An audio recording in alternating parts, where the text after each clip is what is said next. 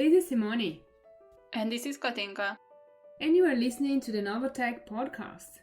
We live in a time when technology is changing faster than ever before and transforming the way we live and interact with the world. The question is, how do we keep up? In this podcast, we'll interview real people and certainly hear their tips on how to learn, adapt, and succeed in this ever-changing world of technology. Are you ready? Hello and welcome back to the podcast. Today we are talking to Xavier Cusack. Xavier is a recruitment consultant in Melbourne, Australia, working for Talent International, a progressive and highly innovative global IT and T recruitment and technology services specialist across all aspects of the IT and digital sectors. He is skilled in customer service, coaching, sales, with a Bachelor of Business in marketing. Welcome, Xavier. Thank you so much for your time today. Thanks for having me, guys. I'm looking forward to how this goes ahead. How did your decision to become a recruiter in the tech industry come about? Why the tech industry, and when did you realize you wanted to go down this path?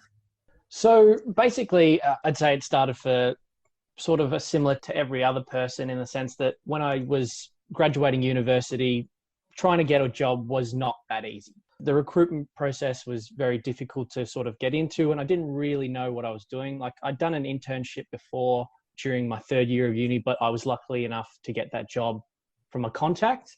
So that was an easy process. But when I was actually going out by myself looking for it, it was quite difficult.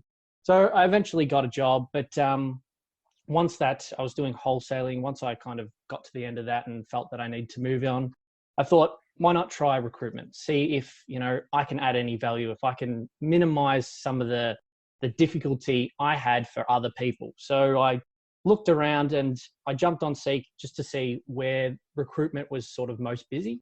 And it was both the health industry and IT. I think it was the health industry at that stage was sort of the most popular ads on Seek. So I figured I'll apply it at IT because health just didn't really appeal to me. And I always liked IT just in general. Being a younger person, it's kind of in my DNA at this point. And it seemed like an interesting thing to get into. So I applied, eventually got an interview with Talent, went through quite a rigorous interview process with them, and then got the job and haven't looked back since. And at the end of the day, I've done sales for sort of most of my life. And instead of selling a product, you're just selling people now. So it's quite a good thing to get your head around. And IT is quite an interesting body to get into, especially with some of the quirks that are in there. And it's always innovative. There's always something new to get your head around. So it's an interesting kind of thing to jump on board with. Yeah, that's interesting. I never thought of it this way, actually. So instead of selling a product, you're selling people. That's a fun way to think about it. So here we are talking about the tech industry, but however, you also recruit tech professionals for different sectors like telco, banking, government, etc. Is there any difference among those sectors in the way they are recruiting tech talent for the same role, for example, data scientist or DevOps engineer or enterprise architect? Yeah, massive. So basically, you can have two different organizations.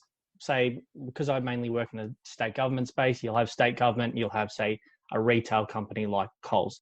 They might be both hiring on data scientists, but the PD might read exactly the same, all the same specs, but there'll be wildly different people that they want.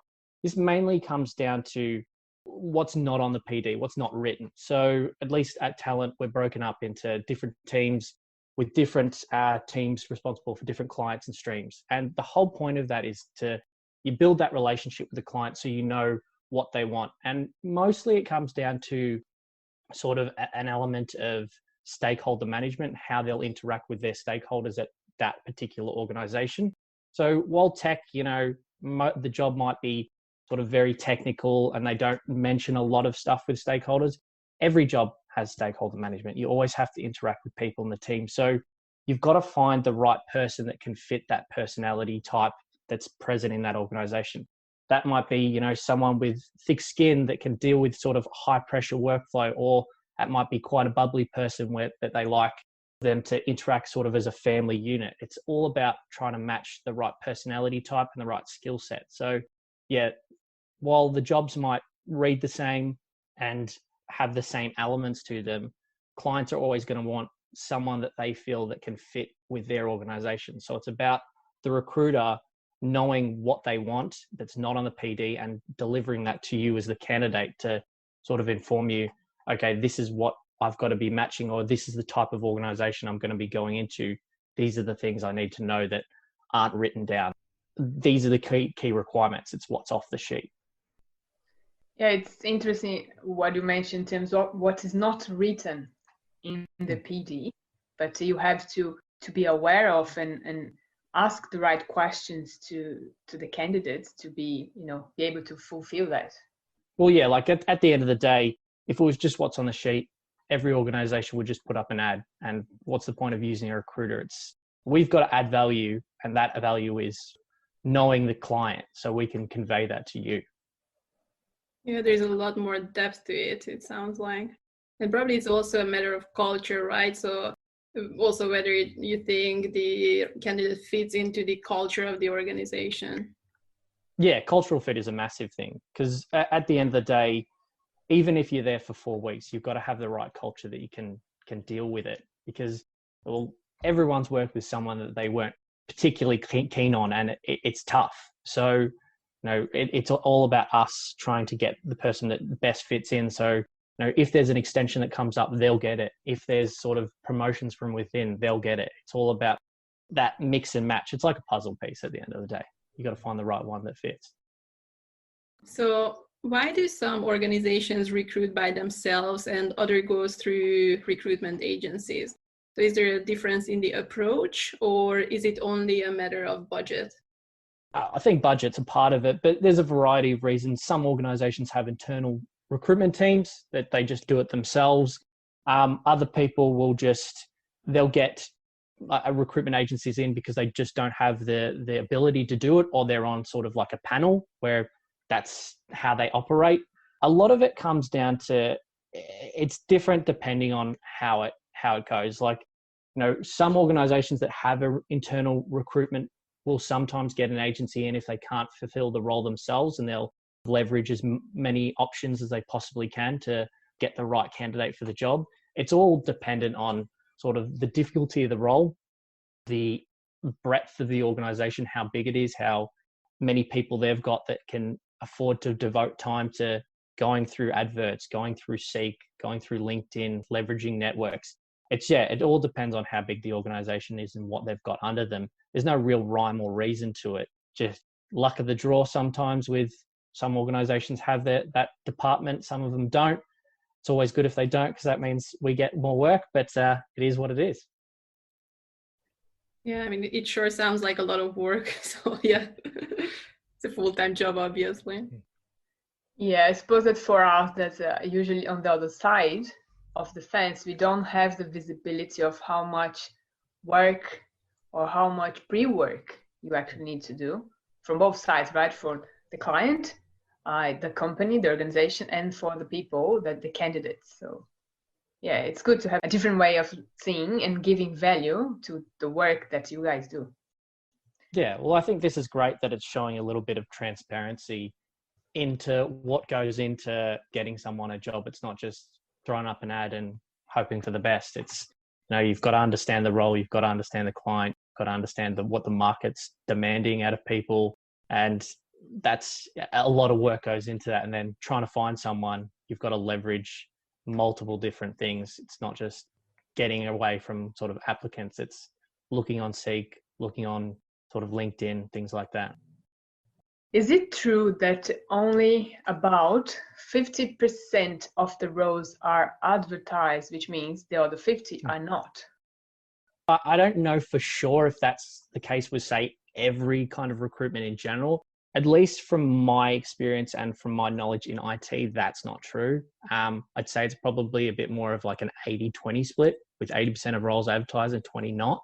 Mainly because the first thing most recruiters will do is throw an ad up, just because it's always good to just have it there. You might say never use anyone that's on that, or you'll be looking at that and that'll be the benchmark. You'll get a gem, a unicorn from that. But a lot of the times you will put an ad up and advertise the role just in case. The only times that you won't usually is if there's a reason for it, in the sense of the client has specified that they don't want you to advertise for a multitude of different reasons. Or most recruiters who have been in this game long enough will have, as soon as they get a role, they'll have 5 people in their head that they can think of that might be good for their job. For example, I recruited a role probably about 2 weeks ago. It got released and they wanted a very senior developer / designer. And a guy popped into my head straight away. I contacted him. He said yes. I put him forward for the role and he actually knew the 2 hiring managers on that job. So I didn't need to advertise it. It was just one and done, got it out of the way. It was quick. So some roles don't. You can usually leverage a good network that sometimes you just don't have to advertise, but more often than not, I'd say ads are put up. So yeah, it's probably more weighted to more roles are advertised than not. A known quantity is always better for an organization than someone who's unknown. So a lot of the times they'll try and leverage people that are already in the role or things like that. Even we do it with contractors we've placed. If a similar or exact same role has popped up that's an addition, we might call them and say, do you have any contacts from your end that you want to put forward for a particular role that you think they'd be a good fit? So you can get people like that. A lot of recruitment and just working in general is relationship building. So you want to have a good relationship with past organizations you've worked at, past colleagues. So that's a big thing for us and anyone who's trying to get a job or is working. So what do you look for in the very first minutes that could define if a candidate is good or really not worth spending your time? So at least with a CV, because at least from my point of view, I'll always look at the CV before I call someone unless you've called me. You look for clean, concise, easy to read, a format, because at the end of the day, some roles, there'll be 300 applications for them. And I can't spend 20 minutes going through a hard to read CV to get the information I want. Sometimes, I think someone told me a stat is recruiters spend 10 seconds per CV they read when they're going through applications, which is no time at all. So you want to have the key information straight away that I know what I'm looking at.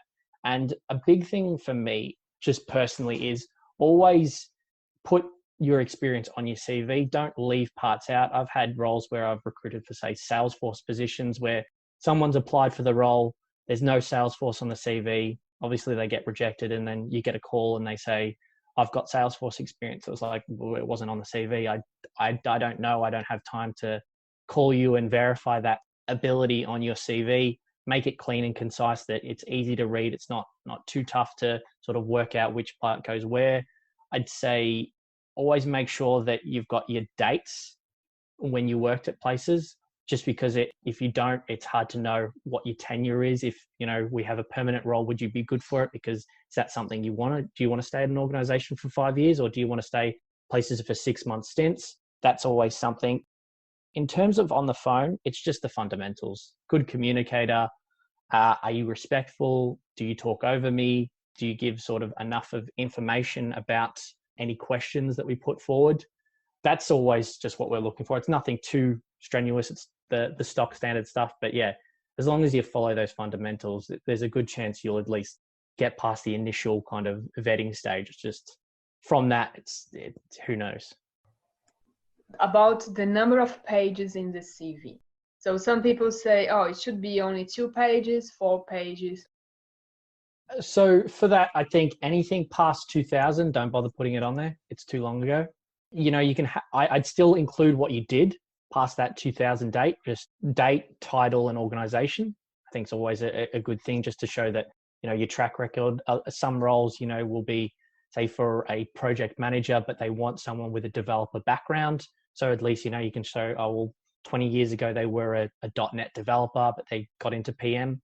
That's always something to do, but there's no rule of thumb in terms of number of pages. I'd say don't try to get them down to 2. 2 pages is basically nothing.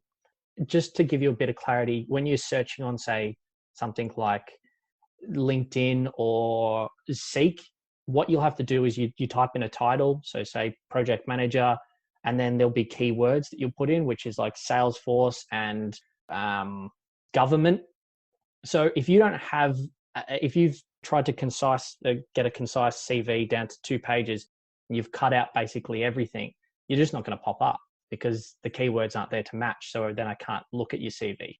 So I'd say, you want to have it's fine having a long CV, because that's something that we can do together. We can go, what can we cut out once I start speaking? If you've got a 20-page CV, that's ridiculous. Like, that's too long. You can afford to cut bits away from that. But, if you have a 10, 11-page CV, it's pretty long. But that's something that as the recruiter and as the candidate, we can do together and have a chat and say, okay, what's relevant to this role? What can we afford to take out? What can we afford to leave in? What are the key parts? What aren't? And that's something that we can do together. But yeah, I'd say don't try to take away information just so you can get a short CV. I think, most ones that I usually work with are about 5 to 7 pages long.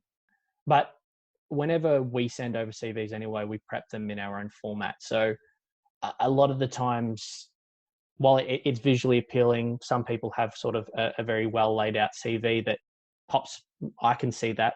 The client often will never see how you've laid it out, just because, it has a talent cover page. It has the rate that you want to be submitted on and sort of when you can start the role.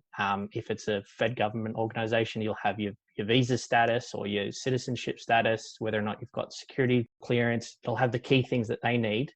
So a lot of the times, it'll get edited anyway. So I'd say err on putting more information on than not. If you're looking to kind of delete stuff so it becomes, 2 or 3 pages long, it's just not necessary. And you probably will miss out on roles because of that. What are the skills from your perspective that you'd like to see improved in the candidates that come to you? More technical skills or soft skills? And how can the candidates go about fixing that gap? I think it all depends on a case-by-case basis. So different roles will kind of demand different things. I'd say always, at least especially in tech, always be looking at sort of new technologies that come out. Just be aware of them. You don't have to be an expert in them, but there'll be stuff that comes past my desk that I don't have a tech background. I'm not a developer. As you said, I did a marketing degree. A lot of the times I will sort of talk to candidates and ask them for some advice in terms of, they might be mentioning, say, Essential 8 or sort of Snowflake. And I'll be like, have you had experience with that? If you haven't, that's okay. Most organizations are cool with you upskilling. A lot of the times it'll be tech stacks that are new to the market. But I'd say be aware of some of the things that are present in the industry, just because, you will get approached about different tech stacks that, if it's in sort of your scope of role, I'd say just know what's going on, what new additions are coming. Other than that, always just be mindful about, like I said, the key fundamentals, good communication skills, clear, concise, know your experience, especially when a recruiter calls you. And don't hesitate to say, sometimes be like, oh, can I just give you a call back in 5 minutes? If you feel like you've been caught off guard, that's perfectly fine. But yeah, just be able to convey your experience and be aware of sort of where you sit in terms of that for roles. It's such a good advice, yeah. So in this dynamic and fast-paced world we live in, which traits and characteristics you think are a must in a job seeker to succeed regardless of the role? For any role, it doesn't matter if it's tech or if it's just, job as a cashier at sort of Coles. Every organization wants someone that is a hard worker, is reliable. They have the ability that they can trust that they give you work, you'll get the job done. They don't need to micromanage you, and someone that's willing to always upskill and look into new things and is more than happy. Now, this is probably more relevant to sort of tech, their upskilling stage, but is always willing to keep pushing and doing more things to get their head around sort of new technologies that come into the market and things like that. But that's pretty much what every organization looks for, regardless of sort of what they're recruiting for. Say it's a data scientist or a .NET developer. They just want someone that's hardworking, that can communicate well with their stakeholder base, that is reliable and has the integrity to do the day-to-day work without needing to be micromanaged, that the organization doesn't have to worry. It's just, here's the job, get it done. Makes a lot of sense, yeah. Are there any misconceptions about the recruiting process or mistakes that tech candidates usually make that could cost them the role? Yeah, I'd say the probably one of the biggest ones, it's probably more relevant now than ever before, but be aware that a virtual interview is just the exact same as an in-person interview. Just because you're sort of in your home, say in your home office or in your bedroom or something like that, doesn't mean that it's still not a professional interview. I've had people miss out on roles because they took it too casually. You know, they're just their mobile phone to do the interview, or they had a messy background with sort of like washing and things like that. It seems crazy to lose a job over that, but at the end of the day, your surroundings and how you present yourself, that's the first impression of you. So, you know, sometimes they'll infer that if you've got a messy background that, you know, you're not good at the time management skills. You can't deal with multiple kind of competing priorities. If you're using a phone, it shows that, say maybe that you don't take it seriously enough, that it's not as important to you. So I'd say that's the biggest thing at the moment that's making people miss out. And it's something that you've got to be aware of, that, you know, just treat every interview like it is a formal interview with a panel at sort of an organization. It's all the same things. Other than that, I'd say the biggest thing, which is a good rule of thumb for just life in general, is don't burn bridges. Make sure that you have good relationships with everyone that you've previously worked with. You'd be surprised how many people miss out on roles when it comes down to reference stages, because they've either the reference they provide is good, but one of the persons that is at the client organization knows of them, and previously they had a bad experience with them, so they just won't go through with them. A big part of it is, you know, you want to make sure that anywhere that you work, you can't always account for this, but, you know, you put your best foot forward and you leave in the best possible state. So that's a big part for me, is, yeah, just make sure you don't burn your bridges and keep good relationships. And at the end of the day, treat every interview like it's sort of your last and most professional. So basically, it's about your reputation, right? Exactly right. And in sort of most things, it's, what is it? Who you know, not what you know, at the end of the day. And I would add one on that, is who they know. Exactly right.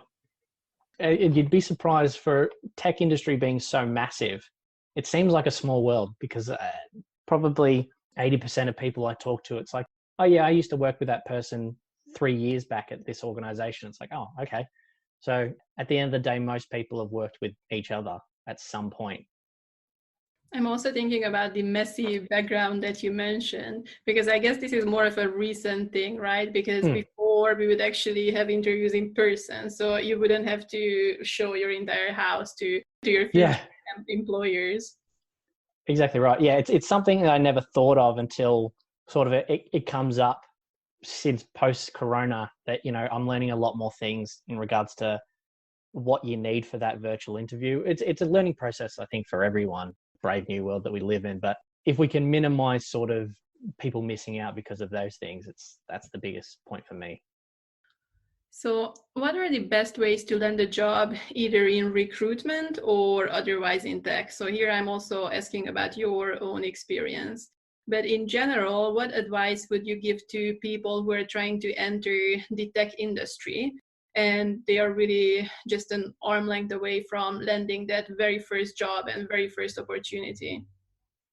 The best way to land a job in recruitment, especially in tech, I think, is just risk it, apply, you know, or at least see if you know anyone in your contacts that have experience in sort of that realm, or have contacts that you kind of can leverage to get the job. That's how I did it. Most of the people at work either applied for the role or previously knew someone in recruitment that they sort of approached about it. So say with anything, don't hesitate to put yourself forward. It doesn't hurt to risk it and see if it's the job that you're looking for. And, if you can sort of make it in the industry. In terms of young people getting into the tech industry, I'd say the biggest thing, and this is probably for most people at the moment with COVID, don't be afraid to take a step backward to work your way up. So, for example, this was a couple of years ago, there was a person who came from Iran. They were quite a senior developer in Iran, but they'd come to Australia, obviously no local experience, and were finding it quite hard to get a job.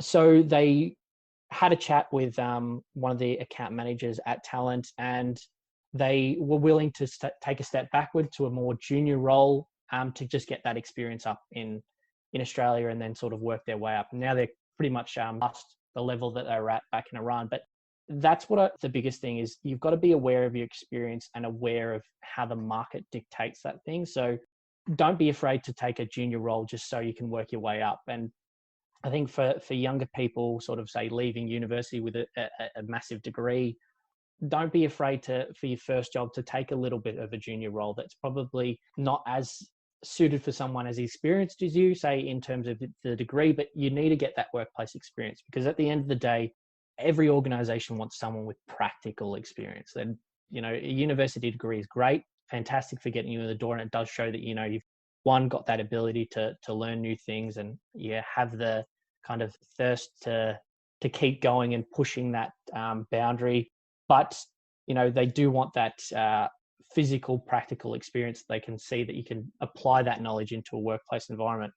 Other than that, make sure that you kind of, if you are struggling, there's sort of meetups and catch-ups. You can find them either LinkedIn, or I think there's a meetup.com is another website that, you can go to, find those people in the IT industry, build connections. Like I've been saying, relationships are a big thing in trying to get jobs. So that's always a plus. And then finally, just in Talent's point of view, Talent have a foundation called Talent Rise, which helps sort of offer education and training and readiness programs for young people, especially to help with some of the barriers to employment that they may be struggling with. And it is a great way to upskill, to appeal to new employees. And it's a good way to provide young people an opportunity to complete some of the soft online learning and things like that. So I'd say if you are a young person that's struggling with everything that's going on, Talent recently did a poll to see where young people were finding the most difficult barriers in the market. Obviously, it was COVID. It might give you some of that, that step up that can help you get in the door and get a new job. So if you're a young person listening to this, have a look at Talent Rise, see if it's sort of got the things you need, and hopefully it'll sort of lead to some prospects.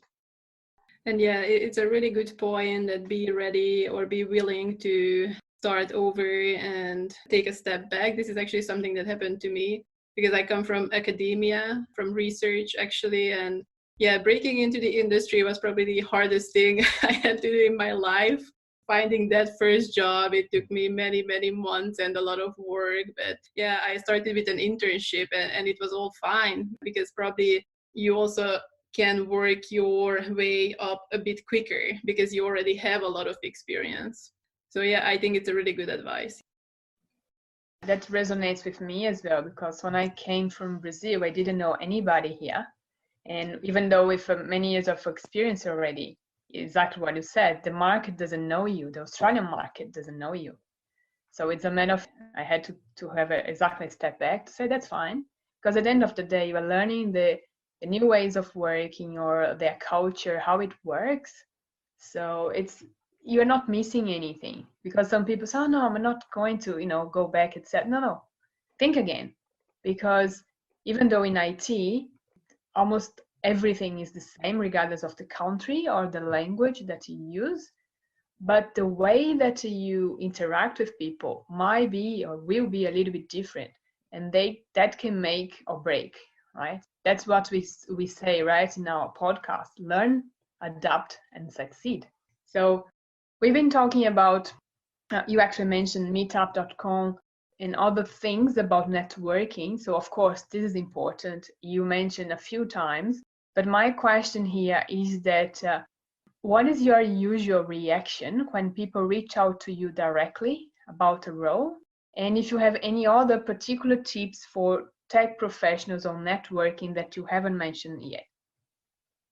So in terms of what's my usual reaction, I'm fine with it. I like when people sort of approach me about jobs because it shows that you're invested and you're actually looking and you're keen to take that next step or new opportunity. So I personally like when people directly contact me about the role, and especially a role that they've applied for. It gives me the ability to either tell them why they're perfect for the job, or at least give them some clarity on stuff that, say, might be not on the ad. Occasionally, ads will be sort of quite generic, so it'll allow me to give them a little bit more scope in terms of what's behind the scenes, or at least what are they looking for, what's their project they're working on, what's the end goal, and to see whether or not they'd be the right fit for it. In terms of sort of networking in general, luckily, recently Talent did a little bit of a poll on this and got some stats. So in terms of, there's probably about 77% of recruiters on LinkedIn.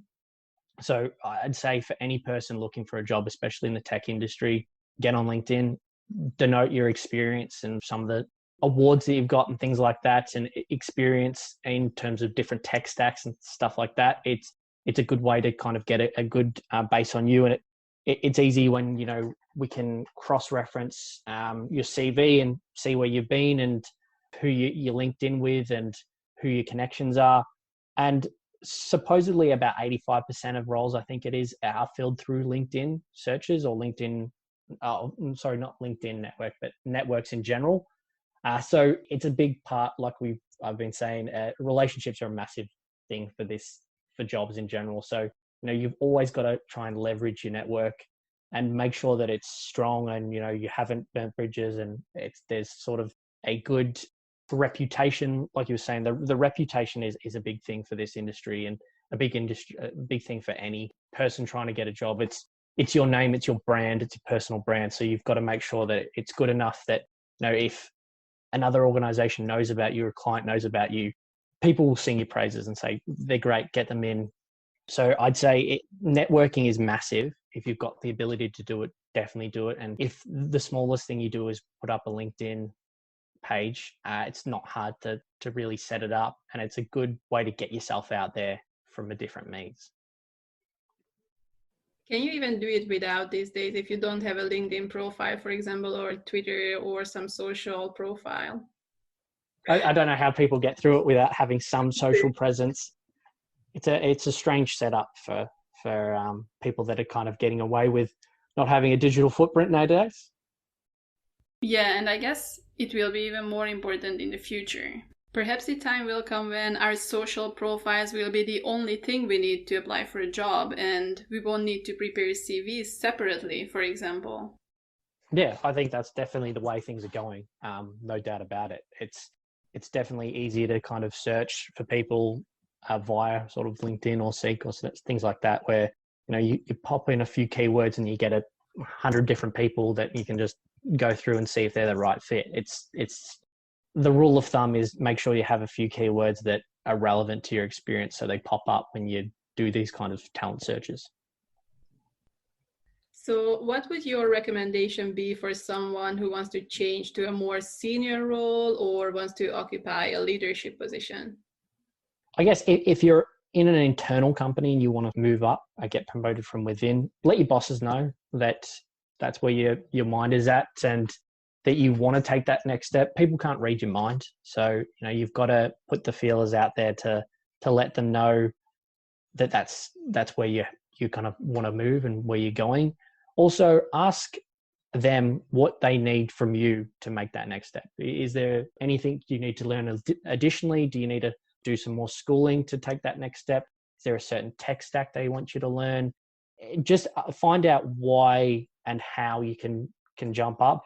Always ask for feedback. There's nothing wrong with a bit of constructive criticism, and a lot of the times it will sort of endear you to bosses. I know on our reference check sheets, when we're taking that last step to get a candidate, the position, that's a big question on it, is how do they respond to feedback? Do they ask for it? And so I'd say always ask for feedback if there's any areas you need to improve. Sometimes you'll get, no, you're doing the job perfectly, which is fantastic to get, but sometimes there'll be, there's a few things you could change, which I think is something that you can take on board. You can have that two-way conversation where you can go, I can see where you're coming from, but I prefer to do it this way. Maybe I'll trial the way you want me to do it, and then we'll see which one works better. And finally, be realistic about your place in the organization, and especially for how long you've been there. If you've, say, worked 2 months there and then you want to be promoted to a senior position, it just might not be long enough, because you've got to build that trust with the organization to let them know that you are someone that can take on more kind of a senior role or more experience, higher level accountabilities and more demands on you. So just be aware that, you've got to prove yourself before you can take that next jump. If you're moving to another organization, also you're applying for more senior roles, I'd say also still be aware that places want you to have, if you're going to take that next jump, they want you to have experience before you jump. It's more of if you're going to another organization, it's more of a lateral move for most people, not a jump up.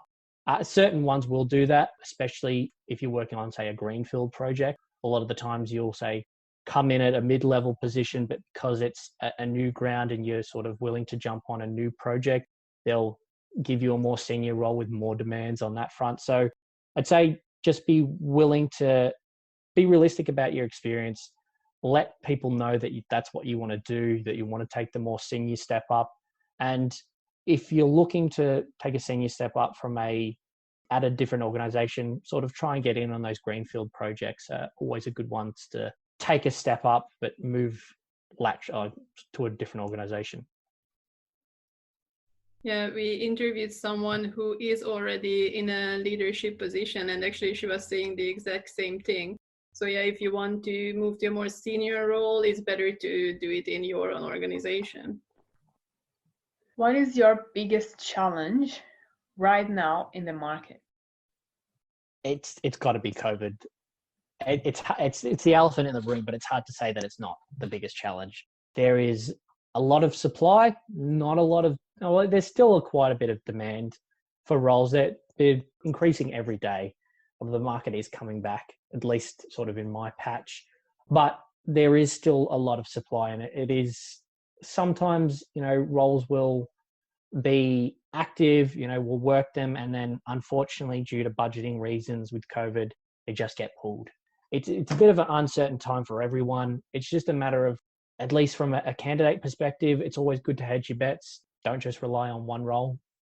It's fine. I don't have a problem if you've applied for multiple different roles and you've got multiple positions on at the same time. Just be transparent about that, especially to me in the recruitment process.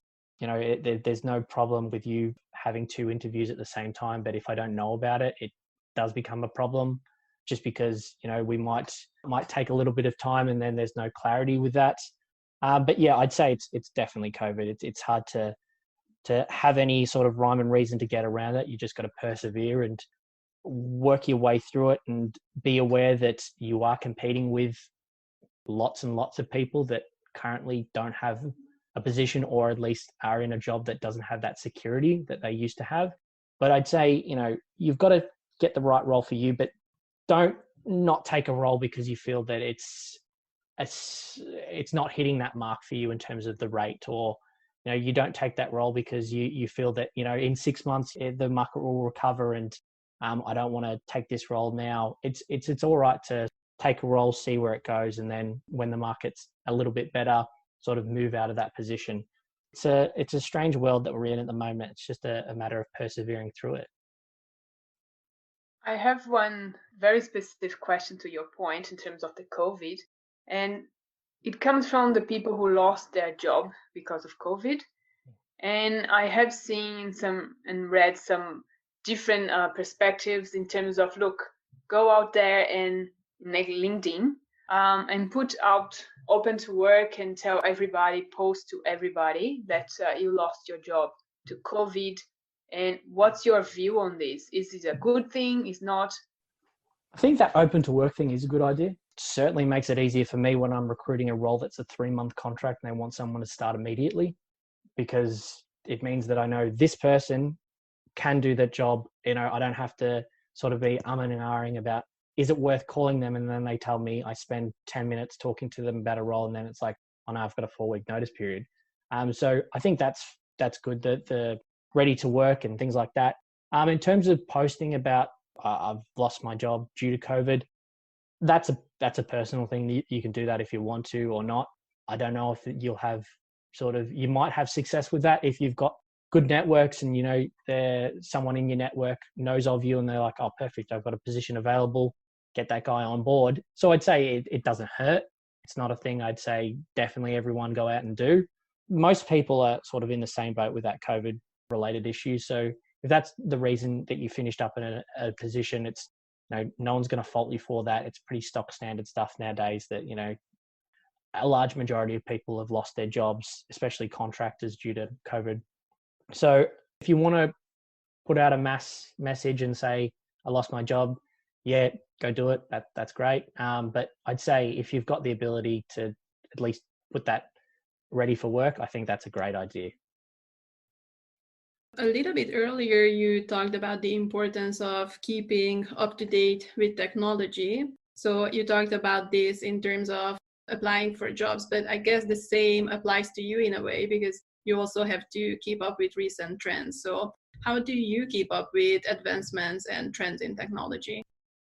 So every Wednesday, we have it was formerly LinkedIn Learning. It's something different now, but we have a sort of a learning session that goes for probably about half an hour or an hour, just to give us an overview. Sometimes it's on actual positions, so like say DevOps engineers or something like that, just to give everyone a better kind of scope on the role. But then sometimes it's tech stacks, and then sometimes it's just on you to research it yourself. There's a few times that we'll get PDs for roles, and it might be a MuleSoft developer. I've done a fair few integration roles, so I understand that. But then they'll have different parts that I've never seen before. So it's just a matter of me doing a little bit of a Google search, understanding what it is, what it does, and getting my head around it. So at the end of the day, it's, no one's expecting recruiters to be an expert in terms of all the intricate details of a tech stack, but there is onus on us to understand what it is. And then obviously it's on the candidate as well to ensure that we feel that you understand what the tech stack is and what it is doing. And at least if it's something you haven't had experience with, is that we know that you're at least aware of it as much as sort of we are, and that you can give a direction, and if the organization does want you to upskill, you're willing to do that. So it just comes down to self-learning, which is most jobs there is. You've got it. There's an element of got to learn yourself. You've got to sort of look into things. You've got to understand what you're doing, because it's very hard to recruit for a role where you have absolutely no idea what you're actually recruiting for. So talent at least provides, the ability to learn about new tech stacks, and then sometimes they pay us money to recruit these roles. So it is on us as part of our job to learn the tech stacks as well. What kind of tools or technology would you recommend to peers in the industry to start implementing tomorrow, let's say, either for recruiters or candidates? In terms of sort of technologies to implement, I think, again, it's got to be a case-by-case basis. You've got to, as an organization, they've just got to get the things that fit right. I think it's always good if organizations have, especially now, some element of, probably not a technology, so to speak, but something about mental health. We're all stuck at home, and you want to make sure that your workforce is being looked after. You don't have to do anything in regards to providing, say, Life Street or sort of Headspace, something like that, but just sort of maybe sometimes do a trivia session with the workforce or something like that, just to build some community around that. Talent, every Friday we have after work drinks, and now it's virtual drinks, but there's always a different theme, things like that. So just builds the unit up, and especially gets everyone talking again, and we're not talking about work, it's just other things, which is always good. I'd say, there's nothing that comes to mind tech-wise that they have to implement from my perspective. But as long as they're kind of touching base with their workforce, and it's always good to have a kind of a learning ability is a plus if they've got the ability to do it, just to make sure, like we've been saying about upskilling and learning tech stacks, if they've got the ability to have something to provide them so they can let their workforce know about sort of new things in the market, is a good idea. But there's no rhyme or reason to it. It's just whatever works for them. And what about any books, either tech or non-tech books? So it doesn't even have to be recruitment related, just something that you have enjoyed and a book that really helped you grow over the years. A good book. It's actually part of a series, but I've never actually read the series. Gone Baby Gone is a great book. Can't think of what the author's name is at the moment, but it's pretty heavy. So I'd say don't do it if you want a light read, or if you're not really into books. It's also been made into a movie starring Casey Affleck. It's directed by his brother Ben, the more known Affleck. It's a really good story, but yeah, it's very, very heavy. So I'd say, only go into it if that's what you're looking for. Is there anything in particular that you want to talk about that we haven't discussed yet, or any final remarks? It's probably something I should have probably referenced earlier, but in regards to when we were talking about clear backgrounds and virtual guides and stuff, if you jump on the talent website, pretty sure they have got a really robust, or at least I know I sent it to candidates, a really robust virtual interview guide. Marketing conveys it well and much better than I could. So I'd give that a read, even if you're sort of probably helping out the competition here, but even if you're not interviewing for a talent position, it's probably still good to give it a read through. Gives a good idea of how interviews are operating nowadays and things that you should be mindful of.